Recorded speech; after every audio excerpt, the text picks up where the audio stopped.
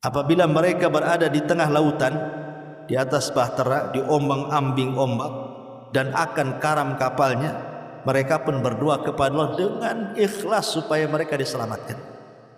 Tapi ketika kapalnya sudah diselamatkan, disandarkan ke daratan, mulai lagi mereka melakukan kesyirikan. Lah, doa yang seperti ini enggak ikhlas namanya. Di waktu susah saja, datang kepada Allah. Ya Allah, saya susah. Ya Allah, saya sakit, sembuhkan saya. Ya Allah, saya miskin, kayakan saya. Ya Allah, saya susah, senangkan saya. Ketika sudah sembuh, ketika sudah senang, ketika sudah kaya, lupa pula Allah. Itu tidak ikhlas namanya. Ya. Itu maksud ikhlas di sini. Jangan seperti orang-orang jahiliyah dekat dengan Allah di waktu susah, ketika senang pula jauh dari Allah. Makanya hadisnya gimana? Harusnya dibalik. Ta'arraf ilallah firraha ya'rifka fisyiddah. Kenali Allah di waktu senang supaya Allah kenal di waktu sulit. Harusnya ketika senang itulah ingat Allah, sehingga ketika kita sulit Allah ingat kita. Nah, itu namanya ikhlas. Ikhlas dalam berdoa. Makanya ini penting juga. As-sidqu wal ikhlas adalah kejujuran dan keikhlasan saat berdoa. Bismillahirrahmanirrahim. Assalamualaikum warahmatullahi wabarakatuh. Alhamdulillah wassalatu wassalamu ala Rasulillah wa ala alihi wa sahbihi wa mawalah wa la hawla wa la quwata illa billahi wa ba'du. Alhamdulillah, di pagi hari ini kembali kita bisa duduk untuk berthalabul ilmi, dan pembahasan di pagi ini kita akan membahas tentang 10 perkara yang merupakan sebab terbesar dikabulkannya doa-doa kita.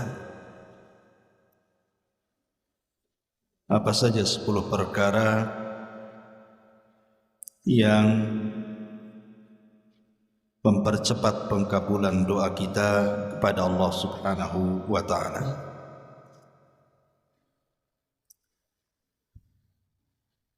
Ma'asyiral muslimat yang dimuliakan Allah Subhanahu wa ta'ala,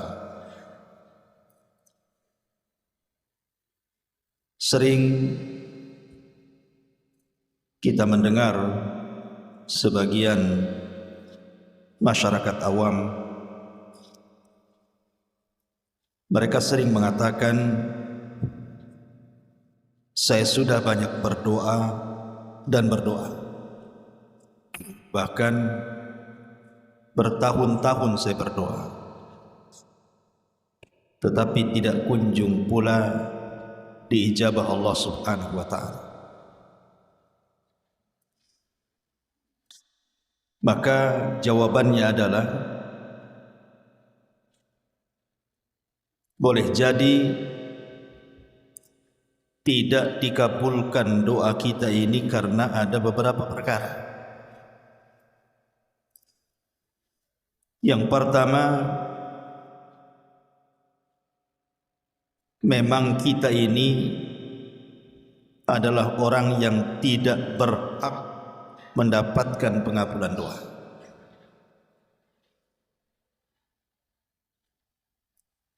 Sebabnya adalah karena tidak mengambil sebab. Jadi sebab tidak dikabulkan doa itu karena tidak mengambil sebab bagaimana doa itu supaya diterima. Makanya Allah tidak kabulkan. Atau boleh jadi pengabulan itu sebenarnya kebaikan. Jadi ketika Allah Subhanahu wa ta'ala tidak mengabulkan doa itu, boleh jadi Allah Subhanahu wa ta'ala hendak memberikan kebaikan kepada kita. Karena ada orang-orang yang berdoa kepada Allah Subhanahu wa taala minta diberikan kekayaan, tapi Allah tidak kabulkan. Karena kalau seandainya dia dikayakan, boleh jadi dia makin jauh dari Allah. Karena ada orang-orang itu kalau dimiskinkan, sementara dia kaya, dia makin kufur. Ataupun sebaliknya. Terkadang dia miskin dekat dengan Allah, dan kalau Allah kayakan semakin kufur kondisinya. Jadi sebab tidak dikabulkan doa itu boleh jadi sebuah kebaikan bagi kita. Atau boleh jadi Allah Subhanahu wa taala mengulur waktu. Karena likulli syai'in ajal. Setiap segala sesuatu itu ada waktunya. Terkadang Allah Subhanahu wa taala tidak tergesa-gesa untuk mengabulkan doa kita, tapi Allah berikan waktu, dan Allah Subhanahu wa taala pasti akan kabulkan. Kapan waktunya terserah Allah. Atau boleh jadi Allah Subhanahu wa taala tidak kabulkan di dunia, tetapi Allah Subhanahu wa taala jadikan pengabulan doa itu dalam bentuk pahala yang disimpannya untuk kelak mengangkat derajat kita di surga, sehingga di dunia tidak dikabulkan. Sengaja Allah Subhanahu wa taala simpan sebagai pengangkat derajat kita di surga. Atau boleh jadi Allah Subhanahu wa taala tidak mengabulkan doa kita, bukan tidak dikabulkan permintaannya, tetapi Allah mengabulkan yang lainnya. Yang diminta lain, yang dikabulkan lain pula. Seperti contohnya, kalau di antara kita ada anak kita yang sakit, kemudian kita berdoa kepada Allah Subhanahu wa taala supaya anak kita sembuh. Bertahun-tahun kita ini berdoa supaya anak kita sembuh dari sakit, tapi tidak kunjung sembuh. Pertanyaannya, apakah doa kita tidak manfaat untuk anak kita? Kita katakan manfaat. Lah kan enggak sembuh-sembuh anaknya. Dari mana kemudian ada manfaatnya? Ya, bisa saja dia tidak sembuh tapi Allah tidak wafatkan. Boleh saja memang dia tidak disembuhkan, tetapi Allah tidak wafatkan dia. Artinya pengabulannya dengan cara menghindarkan bala yang akan menimpa kita. Seperti orang yang meminta kepada Allah supaya usahanya dilancarkan, atau rizkinya diluaskan, atau urusannya dimudahkan. Dia sudah berusaha tuh mencari uang, mencari rizki dengan lelah letih, susah payah, peras keringat dan begitu seterusnya, tapi tetap saja penghasilannya seperti itu. Yang ngojek ke sana kemari ya gitu-gitu saja hasilnya. Jual es ke sana kemari ya segitu juga hasilnya. Apa kita katakan tidak manfaat doanya? Manfaat. Boleh jadi yang harusnya mungkin ketika dia bekerja itu dia kecelakaan, tabrak orang atau nabrak orang atau jatuh kalau dia tukang dari ketinggian. Allah Subhanahu wa taala hindarkan bala-bala seperti itu.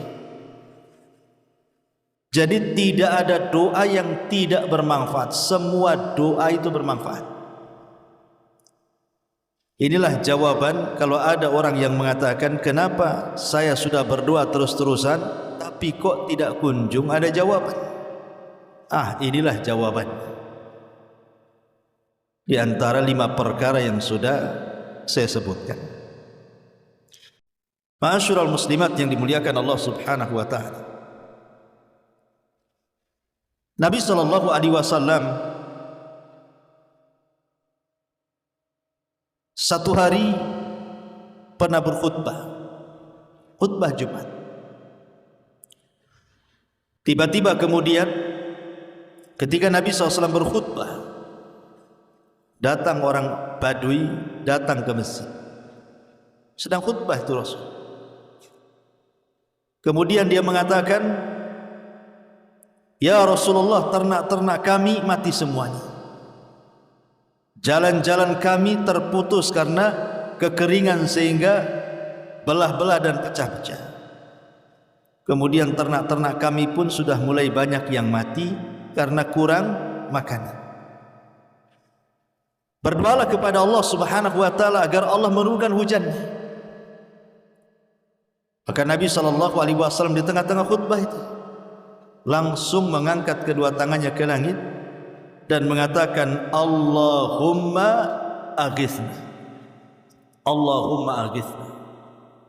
Ya Allah, berilah hujan kepada kami, ya Allah, berilah hujan kepada kami.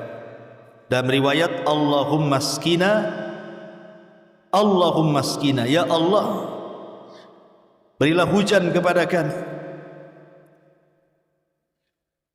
Lah perawi hadis ini Anas bin Malik radhiyallahu an menceritakan belum lagi Nabi SAW menurunkan kedua tangannya, tiba-tiba hujan deras, sak deras-deras, dan tidak berhenti selama 1 minggu. Apa yang terjadi? Kebanjiran di mana-mana. Sehingga Jumat berikutnya Arab Badui ini datang lagi mengeluh. Yang tadinya mengeluh minta hujan, sekarang minta diberhentikan hujan. Karena 1 minggu berterusan itu masalahnya.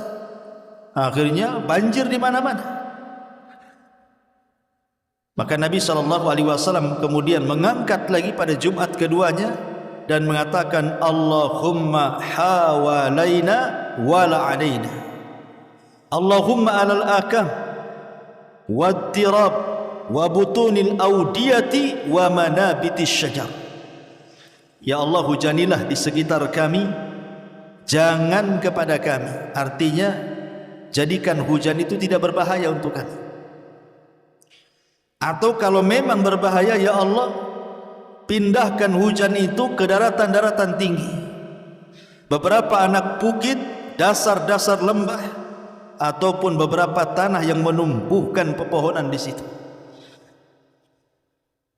Dari sini kita tahu bahwa Nabi SAW mencontohkan bahwa setiap doa itu pasti diijabah.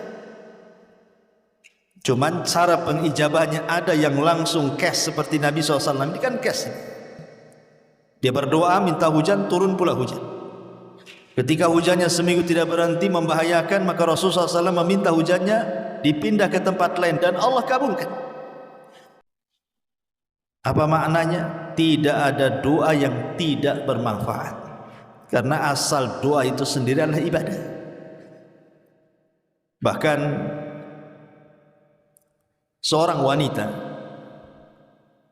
di zaman Nabi Musa alaihi salatu wassalam, Asiyah bintu Muzahim, istri daripada orang nomor 1 Mesir, Fir'aun.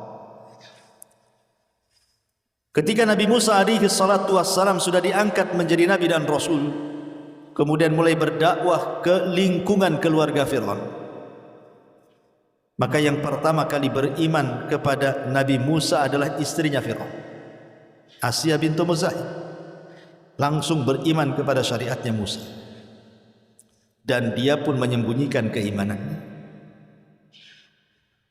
Tetapi lambat laun Fir'aun tahu kalau Asiyah bintu Muzahim itu sudah tidak menuhankan dirinya dan beriman kepada Tuhannya Musa. Marah dia. Akhirnya kemudian Fir'aun pun mengazab Asiyah sejadi-jadinya. Mulai daripada diikat di batu, kemudian dikasih terik matahari, dicambuk, begitu terus. Tetapi dia tidak bergeming dari keimanannya. Padahal orang nomor 1 Mesir, istri daripada orang nomor 1 Mesir, artinya dunia sudah di hadapannya, dia tinggal di istana. Lah ketika kemudian Satu hari Fir'aun itu sudah tidak sanggup lagi memurtadkan istrinya untuk menyembah dirinya, maka Fir'aun pun mengambil sikap untuk membunuh dengan cara melemparkan dari atas tebing. Saat dilempar itulah Asia bintu Muzahim tidak ada tempat mengadu kecuali kepada Allah. Pada sebaliknya, yang dihadapi orang nomor satu Mesir, tentaranya banyak. Kepada siapa dia bisa mengadu kecuali kepada Allah, kan? Dia tahu bahwa hanya Allah yang bisa mengabulkan doanya. Makanya saat dilempar itulah, maka Asia bintu Muzahim berdoa dan doanya diabadikan dalam Al-Quran.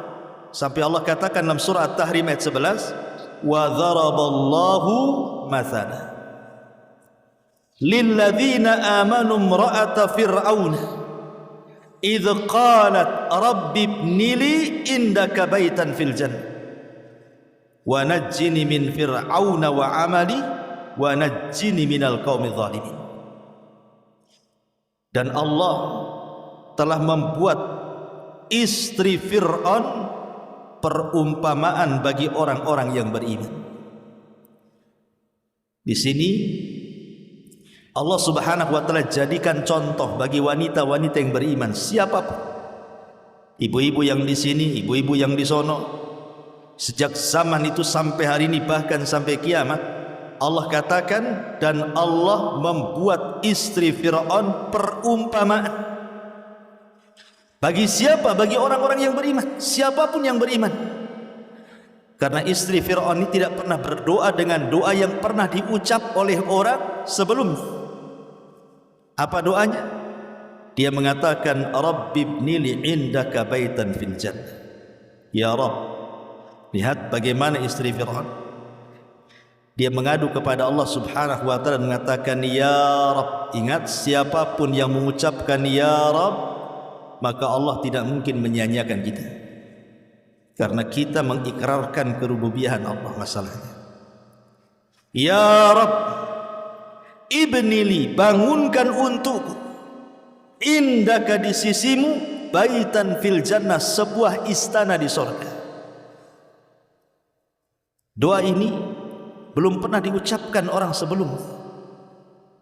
Di mana Asia bintu Muzahim berdoa kepada Allah, tidak apa-apa, nyawaku hilang, istanaku lenyap, kesenangan duniaku sudah tidak ada masalah. Tetapi Ya Rabb, saya minta jadikan aku tetangga dan bangunkan untukku rumah di sorga. Istrinya Fir'aun mendahulukan tetangga sebelum rumah. Dan di sini kaidah juga sering saya ucapkan, kan, di sini, ibu kalau cari rumah, jangan melihat rumahnya dulu, tapi lihat tetangganya. Ibu udah bosan nih di sini, mau pindah ke perumahan yang lain, jangan dilihat rumahnya dulu. Karena kebanyakan kita ini kalau cari rumah pasti rumahnya dulu kan dilihat. Bagus enggak? View-nya ada enggak? Pasumnya ada enggak? Jalannya lebar enggak? Bukan itu yang diajarkan Al-Quran. Sebelum melihat rumah itu, lihat tetangga di sekitarnya, muslim atau kafir, ada tempat ibadahnya atau tidak, lingkungannya Islami atau tidak, mayoritas orang di situ siapa, bisa istiqomah enggak kalau saya tinggal di sini, akidah saya bisa berubah atau tidak, makin semangat ibadah atau tidak. Itu yang harusnya dipikirkan. Kalau fasilitas mendekatkan diri kepada Allah sudah ada di perumahan itu, baru ibu koclok tuh, tinggal nyari rumahnya yang mana, mau dihuk, mau kopel, mau apa, terserah. Makanya di sini istrinya Fir'aun mengajarkan satu doa, Rabbi ibnili indaka, Ya Rabb, bangunkan untukku di sisimu. Maksudnya, jadikan aku tetangga. Baru setelah itu baitan fil jannah, satu istana di sorga. Wa najjini min fir'auna wa amali, dan selamatkan aku dan si Fir'aun itu, dari si Fir'aun itu dan semua perbuatan kufurnya. Wa najjini minal qaumidh dhalimin, dan selamatkan aku juga dari kaum yang zalim. Lihat di sini Al-Quran mengajarkan kepada kita, setiap manusia itu pasti ada masalah. Tidak mungkin tidak ada masalah. Sering saya katakan, masalah itu pasti akan ada dan silih berganti, bahkan terkadang beruntung. Namanya masalah. Lah istri Fir'aun ini kan jelas-jelas dia mendapatkan ujian yang luar biasa kan. Dia sudah tidak dapat fasilitas lagi, yang ada justru disiksa hanya karena dia mengatakan amantu bi rabbi Musa, aku beriman kepada Rabbnya Musa. Semua kenikmatan dunia ini putus. Padahal kalau seandainya istri Fir'aun itu diam-diam saja, tidak beriman kepada Nabi Musa, apapun dari dunia itu sudah ada di hadapan dia. Dia ratunya, mau apapun ada di depan dia. Mau dayang tinggal panggil, mau makan tinggal makan, mau minum tinggal minum. Apalagi yang kurang dari istri Fir'aun? Apalagi Fir'aun ini memang cinta dengan Asiyah bintu Muzahim, tetapi dia lebih mendahulukan keimanan dibandingkan nikmatnya dunia. Tapi syahidnya di sini, bagaimana istri Fir'aun mengajarkan kepada kita, jangan pernah mengadu kepada siapapun kecuali kepada Allah. Karena itulah sandaran kita dalam hidup kita. Ibu boleh bawa anak ke rumah sakit, tetapi sebelum ibu ini mengadu kepada dokter soal sakit anak ibu itu, adukan sakitnya dulu kepada Allah. Itu maksudnya ya. Kita punya anak sakit ingin berobat, atau kita sedang sakit ingin berobat. Lah sebelum kita minta supaya dokter mengobati kita, minta dulu kepada Allah. Maksudnya sandarkan dulu kepada Allah, baru kepada manusia. Karena dokter pun tidak memiliki kesembuhan di tangannya, dia kan hanya sebab saja, usaha. Buktinya dokter sakit saja dia diobati dengan dokter yang lainnya. Kenapa kalau dia seorang dokter, kalau dia sakit, kenapa tidak diobati sendiri? Bahkan terkadang seorang dokter itu sakit, dioperasi dokter lain, mati pula dia. Ya. Saya punya kawan itu seorang dokter, dioperasi, koma, mati. Padahal dokter itu diobati dokter lain, bukannya sembuh, malah mati. Artinya bahwa kesembuhan bukan di tangan dokter, kesembuhan itu di tangan Allah. Makanya sebelum menyandarkan sesuatu kepada manusia, sandarkan dulu kepada Allah. Lihat Asiyah bintu Muzahim, dia sandarkan kepada Allah, Rabbi ibnili indaka baitan fil jannah wa najjini min fir'auna wa amali wa najjini minal qaumidz zalimin. Karena begini, Allah subhanahu wa ta'ala itu lebih rahim kepada hambanya dibandingkan seorang ibu kepada anaknya. Contoh sejarah, ketika terjadi perang Hunain, maka Nabi SAW dimenangkan dalam peperangan itu bukan hanya mendapatkan harta ghanimah yang banyak, tapi juga mendapatkan tawanan-tawanan wanita-wanita musyrik, menjadi budak tawanan. Jadi dari sekian budak wanita yang ditawan itu, Nabi SAW memandang kepada seorang ibu. Ibu ini kayaknya lagi bingung, karena kan ramai, ya. Tetapi mata Nabi SAW terpusat kepada ibu itu. Kenapa? Ibu ini keliling-keliling. Setiap ada bayi, kemudian diambil, kemudian diangkat, dipandang wajahnya, kemudian dikasih lagi. Kemudian keliling lagi, nampak ada bayi, diangkat lagi, dilirik lagi, dikasihkan lagi sama ibunya. Rupanya Rasul baru tahu bahwa ibu ini kehilangan bayinya. Setiap ada bayi disangka anaknya, setiap ada bayi disangka anaknya. Sampai ketika ibu ini putus asa, karena semua bayi yang digendong di situ bukan anaknya. Ketika dia terduduk, sudah pusing, ya, udah sedih, udah kalut, tiba-tiba adalah seseorang itu membawa bayi, rupanya itu anaknya. Saking senangnya, kemudian dia ambil bayinya, kemudian dia susui sampai air susunya muncrat kemana-mana karena saking senangnya dia nggak peduli. Ya. Dan dia tidak mau melepaskan anaknya itu. Kemudian Nabi SAW memanggil para sahabat dan mengatakan, kalau seandainya kalian gari parit, kemudian kalian letakkan kayu bakar, kemudian kalian nyalakan api, kemudian kalian suruh wanita itu yang sudah menemukan anaknya disuruh melempar bayinya ke api, kira-kira mau tidak? Sahabatnya nggak mungkin lah. Ibu itu udah sayang betul sama anaknya. Anak itu sudah hilang, sekarang sudah dapat. Kemudian kita suruh melemparkan bayi itu ke api. Mana mungkin, mustahil ibu itu mau melemparkan anaknya ke dalam api. Karena ibu itu sayang.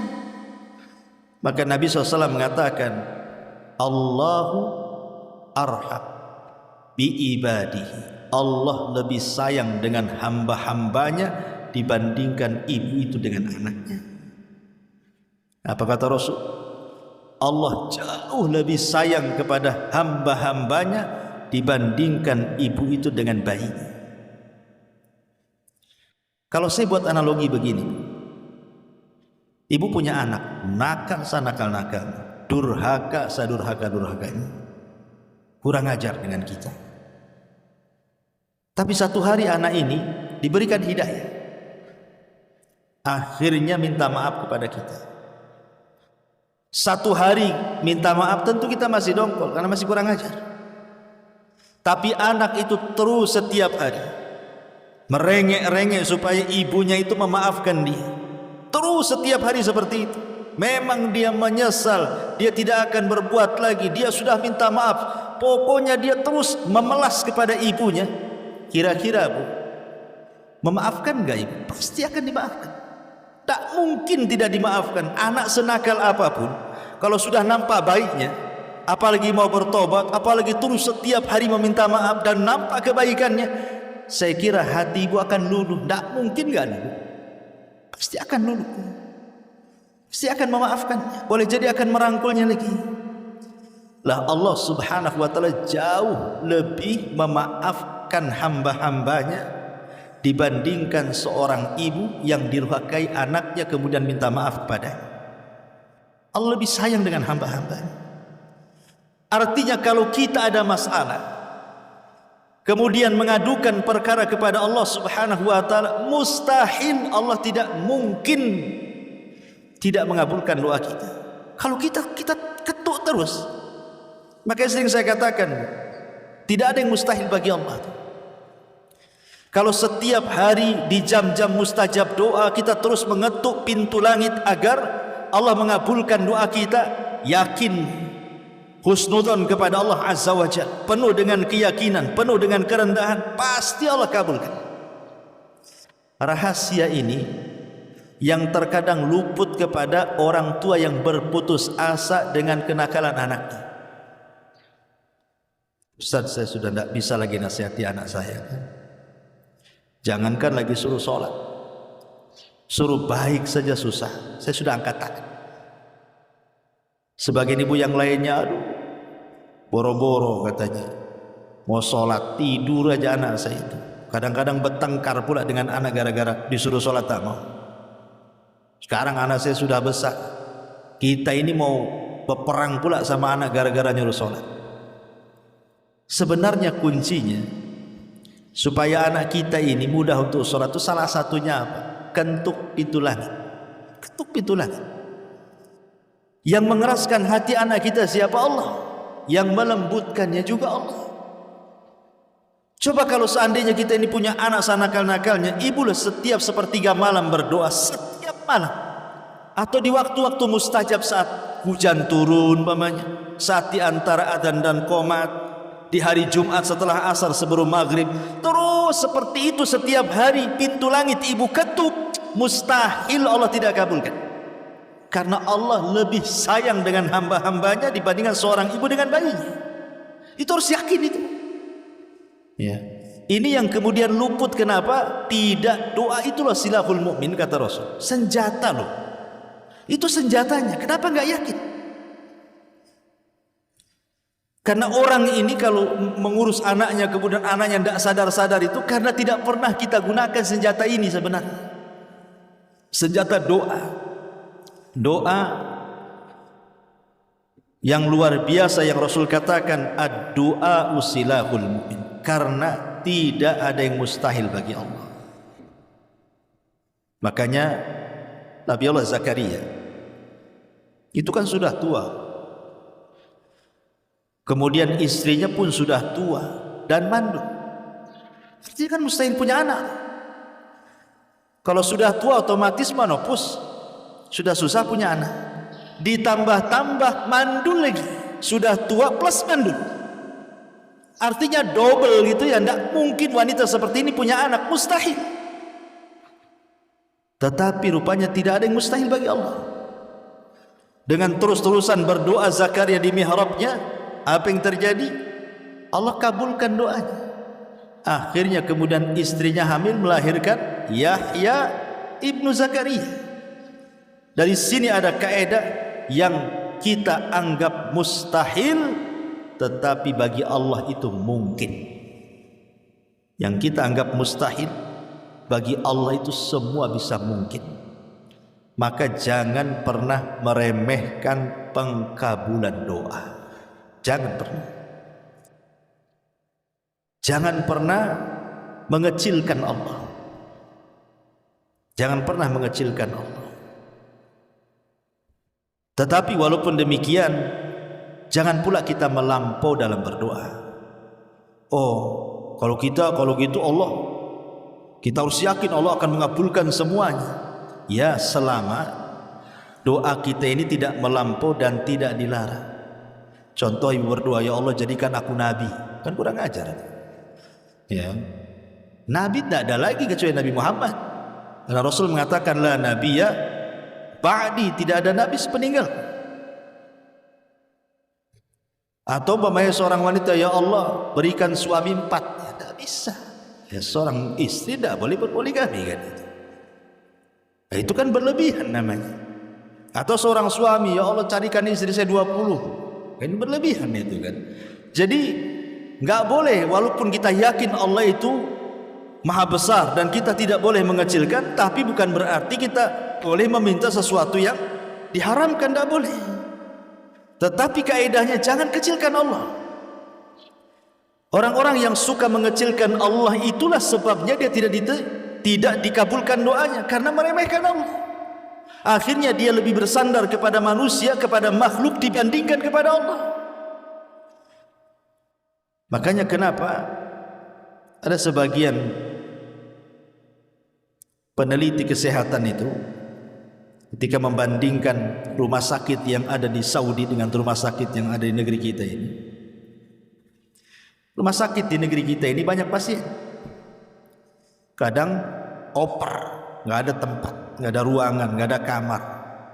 Kadang-kadang akhirnya di teras. Kadang ada yang nggak diterima, balik lagi. Saking banyaknya pasien, dokternya pula sedikit, ruangannya pula banyak gitu. Tapi di sana terbalik, rumah sakitnya lenglang, ya, tidak berdesak-desakan seperti di negeri kita ini. Jadi adalah yang meneliti apa rahasianya. Ke orang Saudi itu kan kayak nggak pernah sakit saja. Rupanya orang sana itu sudah ditanamkan tauhid oleh para ulama sana, bahwa setiap mereka sakit, maka pengobatan pertama mereka adukan sakitnya kepada Allah. Mereka ruqyah. Mereka meruqyah diri sendiri. Mereka sangat yakin bahwa penyakit datang dari Allah. Allah pula yang akan menyembuhkannya, seperti perkataan Ibrahim. Wa idza maridtu fahuwa yashfin, apabila aku sakit, aku yakin Allah yang akan menyembuhkan. Baru setelah kemudian mereka berusaha untuk mengobati dirinya dengan cara meruqyah dirinya, berdoa kepada Allah minta kesembuhan dengan sebab-sebab syar'i, dengan sedekah, dengan macam-macam lah. Kalau memang sudah mentok, barulah mereka mencari sebab, datanglah mereka ke dokter. Kalau kita kan terbalik, Bu. Kalau sakit pertama kali datang ke dokter dulu. Tolong dok, sembuhkan saya, sembuhkan anak saya. Dokter loh, bukan Tuhan. Ya. Dokternya pula orang awam, tidak pernah ngaji. Ya, saya berusaha, sisanya kepada Allah katanya. Allah pula dikasih sisa dokternya ini. Jadi ada orang-orang yang kemudian tidak yakin dengan Allah, dia lebih yakin dengan manusia. Baru kalau sudah mentok, rumah sakit angkat tangan, dokter angkat tangan, baru dia tawakal kepada Allah. Ya sudah, kalau mau sembuhkan ya sudah sabar. Enggak begitu harusnya. Dia enggak yakin dengan Tuhan kalau yang seperti ini. Harusnya kan minta dulu kepada Allah, baru kepada makhluk. Kepada makhluk itu hanya sebab saja, karena makhluk sendiri tidak punya kesembuhan menyembuhkan orang. Lah di sini pembahasan kita di pagi hari ini, kita akan mencoba mengupas 10 perkara yang disebutkan oleh para ulama tentang 10 yang sangat besar perannya di dalam pengabulan doa. Yang pertama, ulama mengatakan al-ilha'u was-sabru wa adamul isti'jal. Al-ilha, ilha itu merengek, seperti anak kecil meminta kepada kita, merengek, guling-guling, nangis-nangis, kan kasihan juga, lama-lama dikasih juga kan itu kepada makhluk tuh. Dan juga sabar dan tidak tergesa-gesa, karena salah satu doa ditolak itu ketika kita tergesa-gesa. Apa makna tergesa-gesa? Dia mengatakan, kata Nabi SAW, da'autu wa da'autu falam ara yastajibli. Aku sudah berdoa dan berdoa dan berdoa dan berdoa, tapi tidak ada tanda-tanda dan kunjung dikabulkan Allah. Justru kata-kata ini yang menjadikan doa tidak akan diterima. Kalau kita sampai ngomong, saya ini sudah banyak kali berdoa tapi kok nggak dikabul-kabulkan, justru tidak akan dikabulkan kalau dia ngomong gitu. Jangan pernah ngomong seperti itu. Jangan pernah kita ngomong, aku sudah banyak berdoa, sudah berbulan-bulan, bertahun-tahun kok nggak dikabul-kabulkan ya. Jangan bicara seperti itu. Karena tadi di awal muqaddimah ada 5 sebab kenapa doa tidak dikabulkan. Mudah-mudahan nyata ya. Ini yang pertama. Karena begini Bu ya, Allah Subhanahu wa ta'ala tidak akan bosan, tidak akan bosan memberi pahala, memberi pemberian yang kita minta tanpa terputus. Allah tidak akan bosan. Justru yang bosan itu kita meminta kepada Allah. Karena lama meminta kok nggak dikabul-kabulkan, akhirnya bosan. Padahal Allah itu tidak bosan memberikan pahala, karena asal doa itu sendiri ibadah. Artinya kalaupun tidak kunjung, tidak nampak, tidak ada tanda-tanda dikabulkan doa, sebenarnya ibu dengan doa itu sudah dapat pahala. Sudah dapat pahala gitu ya. Pahalanya itu kalau ibu sekali doa dapat pahala. Terus hakikatnya sedang mengumpulkan pahala. Karena orang yang tidak pernah berdoa kepada Allah dinyatakan sombong. Sombong dia, orang yang tidak meminta kepada Allah Azza wa Jalla. Karena mustahil bagi Allah Subhanahu wa ta'ala tidak akan mengabulkan doa kalau dia benar-benar berdoa kepadanya. Makanya Rasul mengatakan, wallahi la yamallullahu hatta tamallu. Demi Allah, Allah tidak akan pernah bosan sampai kalian yang bosan. Kemudian yang kedua, at-tadarru wal inkisar. At-tadarru wal inkisar. Tadarru dan inkisar itu artinya kita merasa hina, merasa rendah di hadapan Allah. Kita ini betul-betul seorang hamba di hadapan Tuhan. Kalau dalam kehidupan di masyarakat saja, terkadang seorang pembantu ya, takut dengan majikannya, merasa terhina. Kenapa kemudian kita lebih terhina lagi di hadapan Allah? Harusnya kan seperti itu. Lah karena syarat diterima doa itu ketika kita berdoa kepada Allah, kemudian kita betul-betul merasa kita ini seorang hamba, budaknya Allah. Dari sini diajarkan supaya tidak sombong. Jangan pernah sombong bahwa Allah itu zat yang maha kuasa, Al-Aziz yang maha mampu untuk menyakiti siapapun, dan tidak ada siapapun yang mampu menyakiti Allah Azza wa Jalla. Ini yang kedua. Yang ketiga, as-sidq wal ikhlas. Jujur dan penuh dengan keikhlasan saat berdoa. Harus jujur dalam berdoa. Kemukakan semuanya kepada Allah Azza wa Jalla. Enggak boleh ada yang disembunyikan. Pasti Allah Subhanahu wa taala mendengar doa kita. Enggak mungkin enggak mendengar. Kemudian ikhlas. Ikhlas itu artinya betul-betul karena Allah berdoanya. Betul-betul karena Allah, bukan karena dunia, bukan karena orang lain. Makanya kenapa Allah mengatakan fad'ullaha mukhlisina lahuddin, berdoalah kepada Allah, mintalah kepada Allah dengan penuh keikhlasan. Karena begini, kalau kita lihat sejarahnya orang-orang musyrik zaman dulu, ketika pasukan Abraha hendak menyerang Ka'bah, maka Abraha mengutus seorang utusan untuk menanyakan siapa pemimpin Arab. Maka orang-orang mengatakan Abdul Muttalib. Maka Abraha mengatakan, panggil Abdul Muttalib kemari. Maka Abdul Muttalib dipanggil. Kemudian terjadi dialog antara Abraha dengan Abdul Muttalib. Lah ketika itu pasukan Abraha mencuri 200 untanya Abdul Muttalib. Jadi Abraha ini membicarakan soal kedatangannya, ingin menghancurkan Ka'bah. Dia ingin lihat reaksi Abdul Muttalib selaku pemimpin Arab dan penjaga Ka'bah. Tetapi tidak ditanggapi oleh Abdul Muttalib. Seolah-olah tidak sayang dengan Ka'bah. Hancurkan aja lah, kan begitu maksudnya. Kenapa Abdul Muttalib seolah-olah tidak peduli dengan Ka'bah? Bukan tidak peduli dengan Ka'bah, tapi Abdul Muttalib ngomong dengan si Abraha ini, saya datang kemari menemuimu itu karena unta-unta saya dicuri kamu. Saya ingin mengambil 200 unta. Adapun urusan Ka'bah, kata Abdul Muttalib, itu urusan lain. Saya bukan pemilik Ka'bah. Saya ini pemilik unta, makanya saya cari unta. Adapun Ka'bah itu ada pemiliknya, Arab yang akan melindunginya.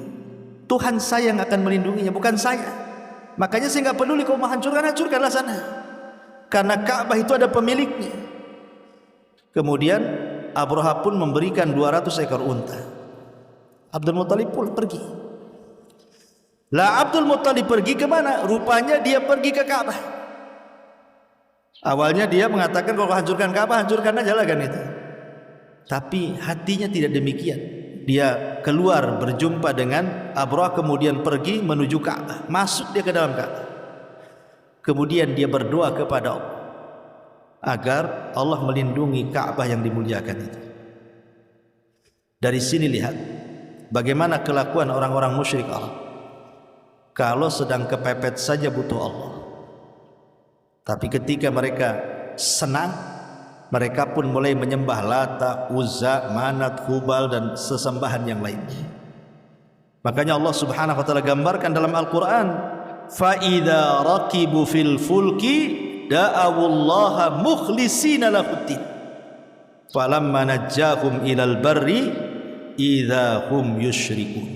Orang-orang musyrik di zaman jahiliyah, apabila mereka berada di tengah lautan, di atas bahtera, diombang-ambing ombak dan akan karam kapalnya, mereka pun berdoa kepada Allah dengan ikhlas supaya mereka diselamatkan. Tapi ketika kapalnya sudah diselamatkan, disandarkan ke daratan, mulai lagi mereka melakukan kesyirikan. Lah doa yang seperti ini enggak ikhlas namanya. Di waktu susah saja, datang kepada Allah. Ya Allah saya susah, ya Allah saya sakit, sembuhkan saya. Ya Allah saya miskin, kayakan saya. Ya Allah saya susah, senangkan saya. Ketika sudah sembuh, ketika sudah senang, ketika sudah kaya, lupa pula Allah. Tidak ikhlas namanya. Ya. Itu maksud ikhlas di sini. Jangan seperti orang-orang jahiliyah dekat dengan Allah di waktu susah, ketika senang pula jauh dari Allah. Makanya hadisnya gimana? Harusnya dibalik. ta'arraf ilallah firraha ya'rifka fisyiddah. Kenali Allah di waktu senang supaya Allah kenal di waktu sulit. Jangan dibalik. Kondisi kita ini dibalik. Kalau ibu datang ke rumah sakit, hampir semua lisan orang yang sakit itu, oh ada yang istighfar, ada yang zikir, ada yang macam-macam kan. Kita sering mendengar itu di rumah sakit itu tasbihnya nggak lepas, ya. Ada yang baca Quran, ada yang apa tuh di rumah sakit. Iya lagi sakit, ya, coba keluar dari rumah sakit dah sembuh, dah lupa tuh zikir-zikir itu. Harusnya ketika senang itulah ingat Allah, sehingga ketika kita sulit Allah ingat kita. Nah itu namanya ikhlas. Ikhlas dalam berdoa. Makanya ini penting juga. As-sidqu wal ikhlas adalah kejujuran dan keikhlasan saat berdoa. Ini yang ketiga. Yang keempat, al-khusyu'u wa hudurul qalbi. Al-khusyu'u wa hudurul qalbi. Khusyuk dan hadirkan hati. Maksudnya khusyuk dan hadirkan hati itu apa? Maksudnya ibu harus yakin, husnudzon, berbaik sangka kepada Allah. Yakin Allah itu pasti akan mengabulkan. Makanya orang tidak boleh berdoa itu, ya Allah, ighfirli in syi'tah, ampuni aku jika kau mau. Kok gitu doanya? Jika kau mau, ya kayakan aku. Jika kau mau sembuhkan aku. Itu dah yakin. Doa itu harus keyakinan. Allah itu zat yang maha yakin keberadaannya. Maka jangan berdoa kecuali dengan keyakinan. Zat yang maha yakin harus berdoa dengan penuh keyakinan. Jangan kita yakini Allah itu ada, ragu-ragu pula saat berdoa. Nggak boleh ragu-ragu. Ya Allah sembuhkan saya, tapi nggak yakin saya sembuh katanya. Lah kok bisa gitu? Ya, karena dokter sudah vonis saya 3 hari lagi mati nih. Itu siapa yang ngasih umur? Itu Allah Azza wa Jalla. Maka Nabi SAW sampai mengatakan, ud'ullaha wa antum muqinuna bil ijabah wa'lamu annallaha la yastajibu du'a min qalbin ghafilin lahin, kata Rasul. Berdoalah kepada Allah sementara engkau yakin bahwa Allah mengabulkan kita. Jangankan cerita doa, Bu. Dalam dunia perobatan ada yang namanya istilah sugesti. Sugesti, tahu kan Ibu istilah sugesti? Ada orang yang cocok dengan bodrek saja, kena paramek nggak cocok tuh. Ada orang cocoknya dengan puyer, ya, kena panadol nggak hilang tuh kepalanya. Kenapa kok begitu? Kan sama-sama isinya juga ada paracetamolnya, ada macam-macamnya kan begitu. Itu sugesti yang berlebihan kan. Seolah-olah yakin nih kalau bodrek ini pasti saya sembuh. Paramek 3 butir pun tetap aja sakit kepala. Ada orang itu hanya satu, itu sebenarnya sama aja isinya. Boleh jadi racikannya sama, mungkin dosisnya sama, tapi keyakinan yang berbeda kan. Itu soal kesehatan loh. Makanya zaman dulu kalau ada orang datang ke kiai, kemudian dikasih air gitu kan, bacakan Fatihah, dikasih ludahnya kiai, wah, minum, sembuh dia. Karena yakin dengan pak kiainya kan, yakin tuh dengan air ini pasti berkah ini, dan didoakan sama pak kiai itu. Padahal dia hanya baca Fatihah saja, tapi dia yakin tuh. Lah artinya sugesti itu juga dalam dunia nyata pun memang bisa tuh. Apalagi kalau berdoa kepada Allah, harus yakin harusnya bahwa Allah itu pasti mengabulkan doa kita. Yakin seyakin-yakinnya, khusyuk sekhusyuk-khusyuknya, tampakkan hati. Makanya Rasul mengatakan, ketahuilah bahwa Allah tidak akan mengabulkan doa dari hati yang lalai dan hati yang tidak yakin. Maka khusyuk, hadirkan hati penuh dengan keyakinan, itu di antara penyebab mustajab doa. Ini yang nomor 4. Yang nomor 5, amalus salihat. Iringi doa dengan amal saleh. Doa saja tidak cukup, harus diiringi dengan amal yang baik. Allah Subhanahu wa taala ketika menceritakan soal Zakaria, Allah katakan wa Zakaria idh nada rabbahu rabbi la tadharni fardan wa anta khairul warithin fastajabna lahu wa wahabna lahu Yahya wa aslahna lahu zawjahu innahum kanu yusari'una fil khairat wa yad'unana raghaban wa rahaban wa kanu lana khashiin.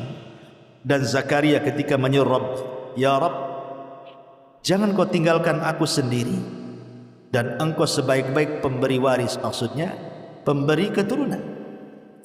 Maka Allah kabulkan tu Zakaria, dan Allah berikan kepada Zakaria Yahya, dan kami perbaiki dia dan juga istrinya. Kenapa? Karena mereka keluarga Zakaria itu kanu yusari'una fil khairat, mereka adalah orang-orang yang bersegera melakukan kebaikan, dan mereka berdoa kepada kami dengan penuh harap dan takut, dan mereka orang-orang yang khusus saat beribadah kepada kami. Artinya sebab pengkabulan Zakaria dan keluarganya itu sehingga minta anak Allah kabulkan, karena memang kehidupan Zakaria dan istrinya adalah orang-orang yang bersegera melakukan kebaikan. Jadi salah satu penyebab besar doa itu diterima karena ada amal-amal soleh yang lainnya yang menopang doanya.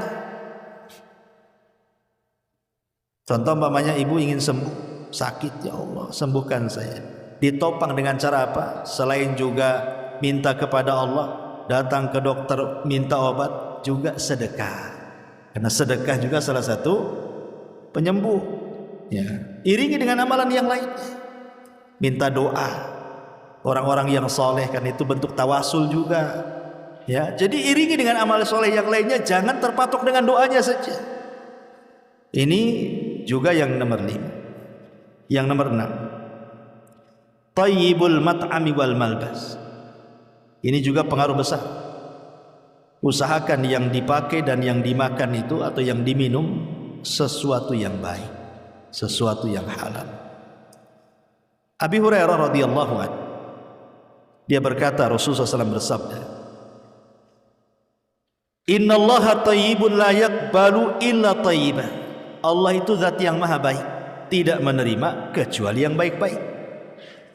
Wa innallaha amaral mu'minina bima amara bihil mursalin.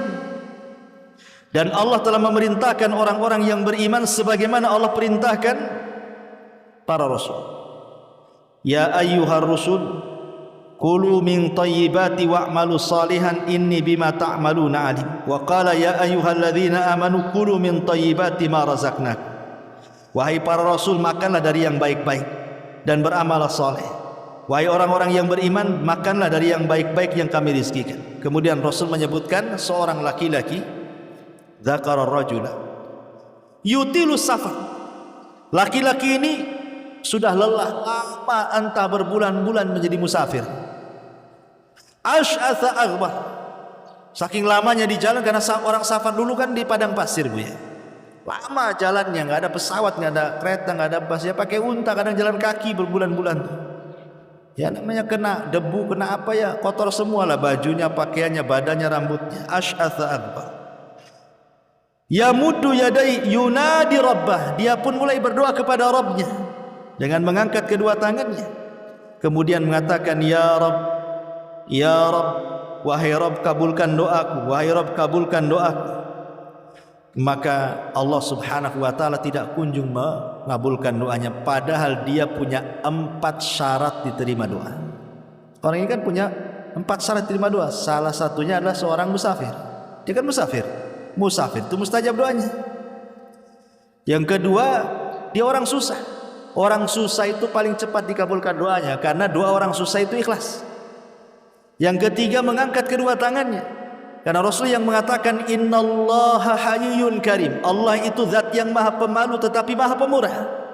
Yastahi min abdihi idza rafa'a yadayhi an yaruddahuma sifra. Allah malu kalau ada hamba mengangkat kedua tangannya meminta kepada Allah. Allah malu kalau membiarkan kedua tangannya kosong. Artinya mengangkat kedua tangan salah satu penyebab dikabulkan doa.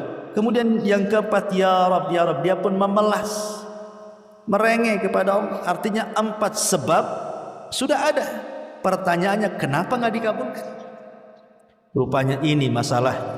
Wa mat'amuhu haram, wa mashrabuhu haram, wa malbasuhu haram wa ghudiya bil haram, makanannya haram, minumannya haram, pakaiannya dibeli dari yang haram, dia pun badannya dibesarkan dari daging yang haram, fa anna yustajabulah, bagaimana akan dikabulkan doanya tuh? Bayangkan 4 penyebab doa terkalahkan dengan 1 penghalang doa. Dia kan sudah punya 4 tuh, harusnya doanya dikabulkan, tapi 1 penghalang doanya karena makanan yang dimakan haram, maka yang 4 gak ada gunanya. Nah, maka ini juga kenapa kemudian doa-doa kita tidak pernah dikabulkan. Boleh jadi salah satunya adalah faktor masalah makanan, ya, makanannya haram, tidak halal, dan begitu seterusnya. Yang nomor 7, at-taubatu wal istighfar, bertobat dan istighfar. Tobat dengan istighfar itu beda. Kalau tobat itu perbuatan, kalau istighfar itu ucapan. Dan ini harus digandengkan antara istighfar dan taubat. Orang kalau hanya istighfar saja tidak cukup, kalau dia tidak diiringi dengan perbuatan. Saya megang botol minuman sambil dengar astagfirullahaladzim, minum lagi astagfirullahaladzim, diterima? Tidak bisa, karena baru istighfar kan. Kalau astagfirullahaladzim buang homernya, itu baru benar tuh, ya. Astagfirullahaladzim minum lagi, habis minum astagfirullahaladzim lah, ngapain itu? Ibu habis kumpul-kumpul lagi Pak, tersadar astagfirullahaladzim kita lagi gibahin orang, nyambung lagi, ya, astagfirullahaladzim, jadi main-main jadinya kan. Kalau astagfirullahaladzim langsung pergi dari situ. Astagfirullahaladzim kita gibahin orang, anak pulang dulu, gitu harusnya. Astagfirullahaladzim tapi masih dengerin, ya, handsetnya dibuka pula, ngomong apa orang tuh. Ini kan nggak bisa kayak gini, itu belum tobat namanya. Makanya tobat dan istighfar itu 2 kata harus bersambung, lisan dan perbuatan. Nah, salah satu mustajab doa itu ketika seseorang itu berdoa didahului dengan tobat dan istighfar, kemudian berdoa setelahnya, maka doanya manjur. Makanya kenapa kalau kita lihat dalam surah Al-Qasas ayat 16, Allah mengatakan Rabbi inni zalamtu nafsi faghfirli faghfaralah. Ya Rabb, aku sudah mendolimi diriku, ampuni aku. Maka setelah dia istighfar meminta ampun, apa kata Allah? Faghfaralah, maka Allah pun ampuni dia. Allah ijabah, Allah ampuni dia. Setelah dia meminta ampun dan bertobat, baru datang ampunannya kepada Allah Subhanahu wa ta'ala. Sama dengan Nabi Adam. Nabi Adam ketika diturunkan di dunia di mana? Ada yang mengatakan di Sri Lanka, di India sana. Kemudian Hawa diturunkan di mana? Di Jeddah. Kemudian keduanya saling mencari, sampailah di satu tempat dan saling mengenali, disebut dengan Arafah. Disitulah Allah Subhanahu wa ta'ala turunkan kalimat pertama yang dibaca Adam dan juga Hawa. Apa kalimat pertama yang diucapkan Adam dan Hawa saat berjumpa di Arafah? Rabbana, gimana? Rabbana zalamna anfusana wa illam taghfir lana wa tarhamna lanakunanna minal khasirin. Inilah ucapan pertama yang diucapkan Nabi Adam di bumi. Rabbana zalamna anfusana, ya Rabb, kami sudah mendolimi diri-diri kami. Fa illam taghfir lana, kalau engkau tidak mengampuni dosa kami dan engkau tidak merahmati kami, tentu kami termasuk orang yang rugi. Setelah Adam dan Hawa betul-betul bertobat, apa kata Allah? Fataba alaihi, baru turunlah ampunan tobat dari Allah Azza wa Jalla, kabulkan permintaannya. Dari sini menunjukkan bahwa doa itu kalau ingin dikabulkan, dahului dengan istighfar dan juga tobat. Kemudian yang nomor 8, ada muddu'a bithmin au qati'ati rahim. Jangan berdoa dalam rangka perbuatan dosa atau memutus silaturahim. Ya Allah, hancurkan saja orang sebelah itu, dia saingan dengan saya. Itu kan Menghancurkan bisnis orang tidak boleh lah kan itu. Ya Allah, ini saudara saya ini jahat sama saya, kirim penyakit biar dia mati ya Allah. Nah, ini tidak bisa lah kan itu. Doa untuk sebuah keburukan atau perbuatan dosa nggak akan dikabulkan. Ya. Kemudian yang nomor 9, alhamdulillah wassana alaihi baina yadayi doa. Sebelum berdoa puji dulu Allah. Sama dengan makhluk kan. Ibu kalau mau merayu orang karena ingin meminjam sesuatu atau meminta sesuatu, kan salah satu jurusnya supaya dia ngasih permintaan kita atau kita hendak meminjamkan sesuatu, pasti ibu rayu dulu tuh. Entah dengan perbuatan ibu dekat-dekat dengan dia, entah dengan cara muji-muji dia, entah dengan cara akrab-akrab dulu dengan dia, kan begitu. Baru setelah itu pinjam uang. Tidak mungkinlah ibu baru kenal tiba-tiba pinjam uangnya. Dikasih gak? Nggak dikasih, baru kenal kok. Ya pasti kenalan dulu, diakrabi dulu. Oh, nampak nih tasnya kalau datang ke pengajian besar tasnya, jangan-jangan isinya uang semua. Ya, mulai didekati, dirayu. Nah, rupanya buku catatan. Ya kan? Intinya bahwa seseorang itu mendekati manusia saja pasti dipuji dulu, didekati dulu. Maka Allah itu mimbabil aula. Nama ini mafhum aulawi. Sama manusia saja terjadi, apalagi sama Allah gitu maksudnya. Kemudian yang nomor 10, at-tawassul lillahi inda doa. Berdoalah dengan cara tawassul. Tawassul itu mencari perantara. Dengan cara apa? Pertama, menyebut asmaul husna. Asmaul husna itu yang kita kenal 99 nama.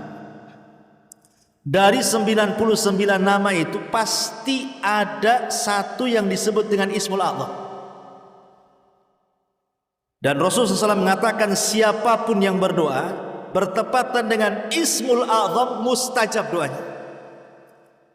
Tapi kan Ismul A'zam, nama yang agung dalam Asmaul Husna, kan menjadi khilaf para ulama. Yang mana satu? Ada yang mengatakan Al-Hayyu Al-Qayyum, ada yang mengatakan Allah, ada yang mengatakan yang lainnya. Maka Aisyah radhiyallahu anha mengatakan Ismul A'zam, nama yang agung di dalam Asmaul Husna itu sama dengan malam Lailatul Qadar di 10 akhir Ramadan. Tidak tahu letaknya di mana. Sehingga harus mencari kan. Lah begitu juga kalau ibu berdoa membaca 99 nama, pasti kalau dibaca semua pasti bertepatan dengan Ismul A'zam. Nggak mungkin tidak, Bu. Kan yang dari 99 nama Ismul A'zam kita kan nggak tahu yang mana satu.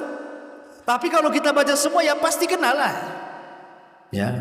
Makanya Rasul mengatakan siapa yang berdoa bertepatan dengan Ismul A'zam nggak mungkin ditolak doanya, pasti mustajab. Makanya bertawasulah dengan nama-nama Allah, sebutkan 99 nama. Ya. Baru kita berdoa. Ustaz nggak hafal, tengok bukulah. Kemudian yang kedua, tawassul dengan amal soleh.